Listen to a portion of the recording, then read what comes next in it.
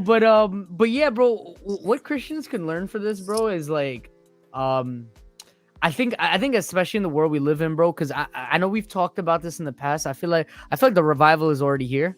I feel like we're living through it right now. And I feel like now is the best time to stand on Christianity, right? Like if you want to start something that's Christian, like a Christian podcast, write a book, make Christian music, like this is the time where the audience is here.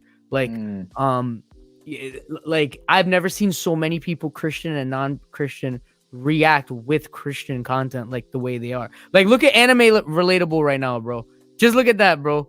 We almost had 2K, bro. 2K. That Bro, this man, bro, this man be getting over 1,000 views on almost every video, bro. And it's not even the shorts, bro. His long form content, bro. We just try to be a light out here, you know what I mean? But yo, 4 years ago when Elijah was on YouTube grinding, bro, like it wasn't like that. You know what I'm saying? I feel like the right now, the revival's here, bro.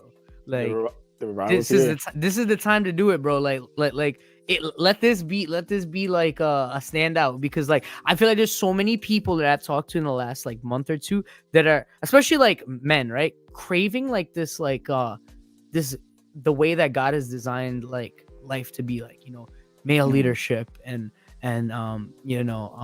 the man leading the house and stand like just masculine values that we see from the Bible, right? Like yeah. I feel a lot of my friends who aren't Christian, I feel them like kind of like leaning towards that type of stuff, because society has been so like against that type of stuff that like there's like a longing for that, right? Like masculinity and male leadership, right? And so many non-Christian people are just, they want that too. So like a lot of Christian content revolves around those types of principles. So like right now is that the best time to do those kind of things, realistically, Yeah, bro. I think I agree, man. Right now it's weird, bro. It's like weird because like I've been and I heard Mike Winger say this maybe like when we were starting Sinners Only podcast, where he was saying like right now like that, like he has a desire to see more Christian YouTubers in the YouTube space or whatever, or in the content space. And like it kind of feels weird that 2024, like, and it may just be that I'm jaded because like, with Anime Relatable, with Sinners Only, like we're in this, right?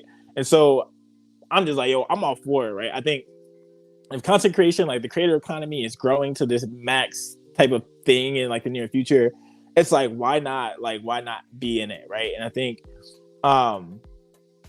for Christian people, like especially like regarding like being in a content creation space, being in a content space where you're not Christian values, like even though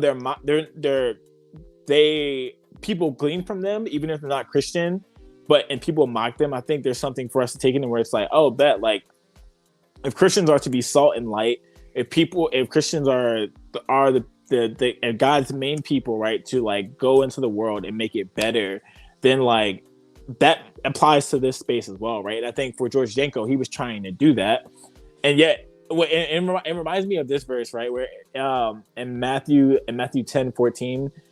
It says, if anyone will not welcome you or listen to your words, leave that home or town and shake the dust off your feet, right? And I feel like with George Janko, he was trying to be a light in that space, right? He was trying to be, try to put salt into Logan Paul's like crazy podcast, and like he was actually trying to be of use there, and yet like it seemed like, and I'm not sure what their friendship is like now or whatever. I know like George Janko has forgiven Logan Paul for whatever he's done. But it's like George Janko was like, all right, bet if you don't want me, I'm shake the dust off my feet and go somewhere else. You know what I mean? I feel like for Christian people, I think oftentimes we want to be, and I think that also this goes back to our Christian nationalism podcast, right?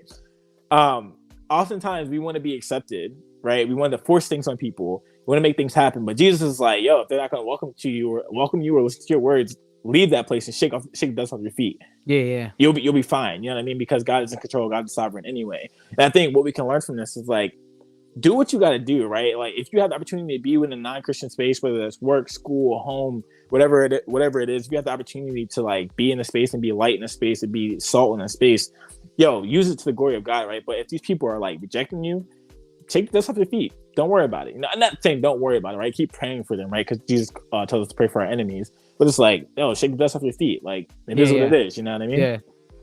Yeah, man. That's good stuff.